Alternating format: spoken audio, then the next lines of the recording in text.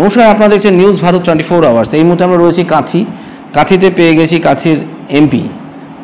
আমরা তার সাথে কথা বলবো এই মুহূর্তে কাঁথি নিয়ে, তার মুখ থেকে কিছু শুনবো। আজকেই কিন্তু একটি মিটিং ছিল যেখানে রাহুল সিনহা এসেছিলেন, তিনি কি বলছেন আমি শুনবো। নমস্কার, আজকে একটি কর্মসূচি ছিল এক দেশ এক নির্বাচন নিয়ে। স্বাভাবিকভাবেই এই মুহূর্তে দেশে একটা অন্য বাতাবরণ চলছে, একটা পহেলগাঁও পরবর্তী পরিস্থিতি নিয়ে আমরা সকলেই এই মুহূর্তে দেশের সেনাবাহিনীদেরকে ধন্যবাদ জানানো, কৃতজ্ঞতা জানানো, আমাদের যশস্বী প্রধানমন্ত্রী নরেন্দ্র মোদীজির নেতৃত্বে যেভাবে দেশ আমাদের শত্রুদের উদ্দেশ্যে যেভাবে জবাব দিয়েছেন, তার জন্য আমরা সকলেই তাকে কৃতজ্ঞতা জানাচ্ছি।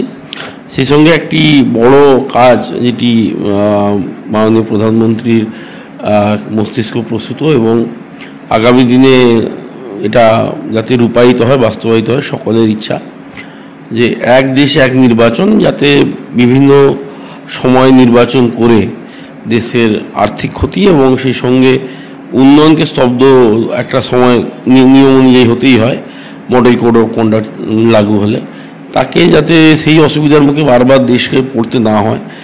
বিকশিত ভারতের লক্ষ্যে আমরা সকলে এগোচ্ছি মোদীজির নেতৃত্বে। 2047-এ ভারতবর্ষকে আধুনিক একেবারে ভারত করার লক্ষ্যে, তারই জন্য এই প্রক্রিয়া এবং তারই একটি সেমিনার স্বরূপ আজকে একটি আলোচনা সভা ছিল।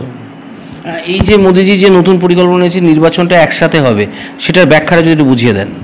নির্বাচনটা একসাথে হবে এক্ষুনি কথা বলার জায়গা আসেনি। এটা একটা জনমতের উপর বিষয়টা নির্ভর করছে, পার্লামেন্টের উপর বিষয়টা নির্ভর করছে। এক দেশ এক নির্বাচন হলে বছরের 5 বছরে একটি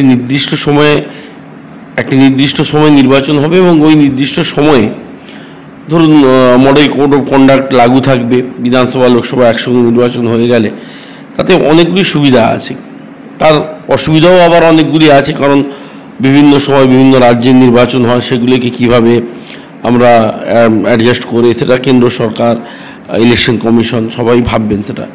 কিন্তু সাধারণ মানুষ চাইছেন এটা হোক এবং মোদিজি এই পরিকল্পনা গ্রহণ করেছেন। তিনি 2014 থেকে যা যা পরিকল্পনা দেশের জন্য নিয়েছেন সবগুলি দেশের মঙ্গলের জন্য নিয়েছেন এবং ভারতবর্ষকে আরও উন্নয়নমুখী, আরও বিকশিত করা, আরও এগিয়ে নিয়ে যাওয়ার লক্ষ্যে নিয়েছেন। এটি তারই একটি প্রক্রিয়া। এই যে কাঁথি মানে কিন্তু মন্দারমণি, আমরা বলতেই পারি কাঁথির খুব কাছে মন্দারমণি, পাশেই দীঘা রয়েছে। দীঘাতে কিন্তু মন্দির, জগন্নাথ মন্দির উদ্বোধন হলো, এই নিয়ে কি বলবেন? জগন্নাথ মন্দির উদ্বোধন হয়নি দীঘাতে। জগন্নাথ মন্দির সারা দেশ জুড়ে বহু জায়গায় আছে, কিন্তু জগন্নাথ ধাম, পুরী ধাম একটি জায়গাতেই আছে, সেটা উড়িষ্যার পুরীতে।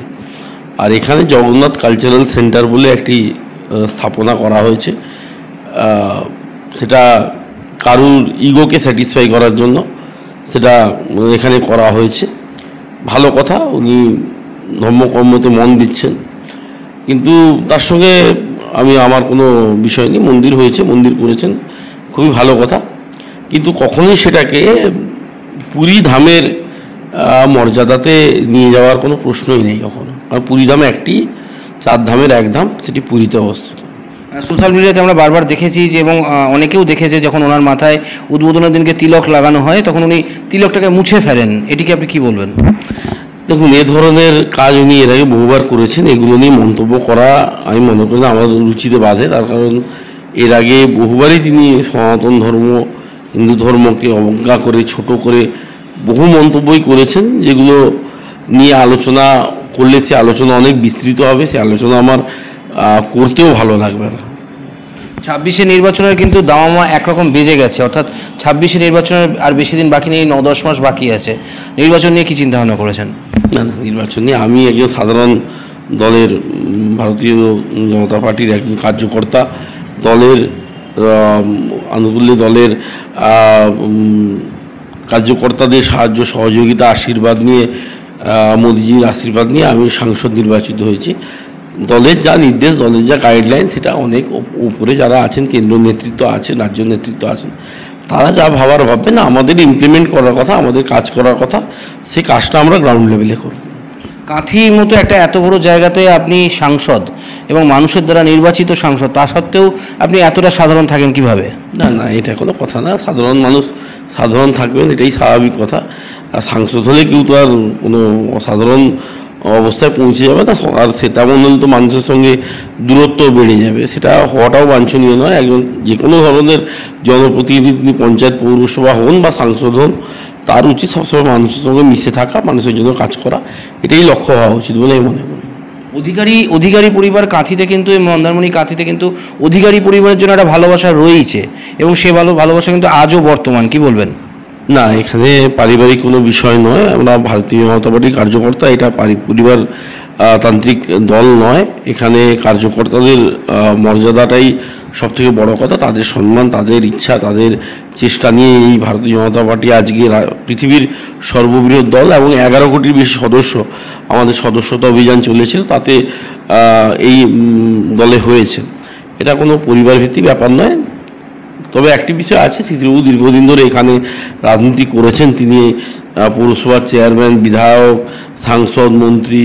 শুভেন্দুবাবু দীর্ঘদিন এখানে বিধায়ক, সাংসদ। দিব্যেন্দুবাবু আমার যে বড়দা, তিনিও এখানে বিধায়ক, সাংসদ ছিলেন। স্বাভাবিকভাবে মানুষের ভালোবাসা থাকতে পারে, তবে সেটা একেবারেই তার সঙ্গে এটার সঙ্গে একেবারেই সেটা মিলিয়ে ফেলা যাবে না। এটা একেবারে এই দল সংগঠন ভিত্তিক দল, কার্যকর্তাদের নিয়ে দল, এখানে কোনো পরিবারতান্ত্রিক কোনো বিষয় এখানে নেই। গত সংসদ নির্বাচনে অর্জুন সিং ব্যারাকপুর থেকে কিন্তু তিনি হেরে গেছেন এবং সাংসদ হয়েছেন পার্থ ভৌমিক। অর্জুন সিংকে নিয়ে কি বলবেন? না না, অর্জুন সিং একজন লড়াকু নেতৃত্ব, তিনি যথেষ্ট লড়াই দিয়েছেন, তার উপর অনেক অত্যাচার আমরা দেখেছি। তিনি আবার লড়াই করে ফিরে আসবেন, আমি বিশ্বাস করি। এবং অর্জুন সিং উপরে বারবার কিন্তু আঘাত আসছে, এরকম কিন্তু অর্জুন সিং বলছে, এবং তাকে ফাঁসানোর চেষ্টা হচ্ছে, তার উপরে মিথ্যে মামলা দেওয়া হচ্ছে। কোনো না কোনোভাবে অর্জুন সিংকে কিন্তু ভীষণভাবে একেবারে কোণঠাসা করা হচ্ছে, কি বলবেন? না না, 200-র কাছাকাছি মামলা তো ওনার উপর এই মুহূর্তে রয়েছে। অতি সম্প্রতিও একটি মামলাতে তাকে জড়ানোর চেষ্টা হয়েছিল, তিনি হাইকোর্ট থেকে রিলিফ পেয়েছেন, এবং তার প্রাণহানিরও অনেকবার চেষ্টা করা হয়েছে, তার বাড়ি আক্রান্ত হয়েছে। তিনি লড়াই করছেন, তাই জন্য তৃণমূলের গাত্রদাহ, মমতা বন্দ্যোপাধ্যায়ের গাত্রদাহ। অর্জুন পুত্র পবন সিং তিনি কিন্তু ওখানকার বিধায়ক, এবং তিনি তার বিধায়কের ফান্ড থেকে নিকটবর্তী যে হসপিটাল রয়েছে সেখানে 2টি উন্নত মানের স্বাস্থ্যর মেশিন তিনি দিয়েছে, এবং সেই মেশিন দুটোকে কিন্তু অকেজো করে রাখা হয়েছে। এবং তার পুত্র পবন সিং বারবার এটি অভিযোগ করে যে আমি মেশিনটা দিলাম বলে সেটি, তাই জন্য কি এটা কাজ করানো হয় না? এই নিয়ে কি বলবেন? দেখুন, আমি উত্তর চব্বিশ পরগনা রাজনীতি নিয়ে বিশেষ কিছু মন্তব্য করার জায়গায় নেই, যতটুকু আমার কাছে নলেজ আছে। আর এই বিষয়ে আমার একেবারে বলার বিষয় যে স্বাস্থ্য নিয়ে রাজনীতি চলছে, কি বলবেন? আমি যেটা জানি না, যে বিষয় নিয়ে আমি অত বড় জায়গা নিয়ে মন্তব্য করতে পারবো না। আমি আমার স্থানীয় ক্ষেত্রে কিছু বক্তব্য থাকলে বলুন। আর তৃণমূল কংগ্রেসের রাজনৈতিক উদ্দেশ্যটাই রাজনৈতিক, তারা সমস্ত ক্ষেত্রেই বিরোধী, পঞ্চায়েত থেকে শুরু করে, পৌরসভা থেকে শুরু করে, সাংসদ, বিধায়ক, সকলেকেই তারা কাজ করতে বাধা সৃষ্টি করে। এটা নতুন কিছু নয়, এর বিরুদ্ধে লড়াই আছে। আগামী 26 নির্বাচনে দেখা যাবে, এত বেশি দিনের বাকি নেই। 26 নির্বাচন কতটা ঠিকঠাক হবে, কি মনে হয়? না, নির্বাচন ঠিকঠাক হবে, এবং ভারতীয় জনতা পার্টি সম্পূর্ণ বহুমত নিয়ে, সংখ্যাগরিষ্ঠতা নিয়ে সরকার গঠন করবে বলে আমি বিশ্বাস। 294টা আসন রয়েছে, কত আসন পেতে পারে? আমি এগুলো প্রেডিকশন করতে পারবো না। বেশ, আমার শেষ প্রশ্ন, কাঁথিতে আপনি রয়েছেন, কাঁথির সাংসদ আপনি, কাঁথির মানুষের উদ্দেশ্যে, সাধারণ মানুষের উদ্দেশ্যে কি বার্তা দেবেন? না না, সাধারণ মানুষের উদ্দেশ্যে বার্তা দেওয়ার আমার এই মুহূর্তে বিশেষ কিছু নেই, কিন্তু মানুষের সার্বিক উন্নয়নের জন্য আমরা কাজ করছি। ভারতীয় জনতা পার্টি মানুষের উন্নয়নের জন্য কাজ করছে। আমাদের 4 জন বিধায়ক আছেন। আগামী দিন এখান থেকে 7টা বিধানসভা আসন আমরা জিতবো, এই ব্যাপারে আমাদের প্রত্যয় রয়েছে। এবং আমরা ভারতীয় জনতা পার্টি সরকার গঠন করলে এখানে আরও অনেক অধরা বিষয় আছে, যেগুলো হওয়া উচিত কিন্তু হয়ে ওঠেনি মমতা বন্দ্যোপাধ্যায়ের প্রতিহিংসার জন্য।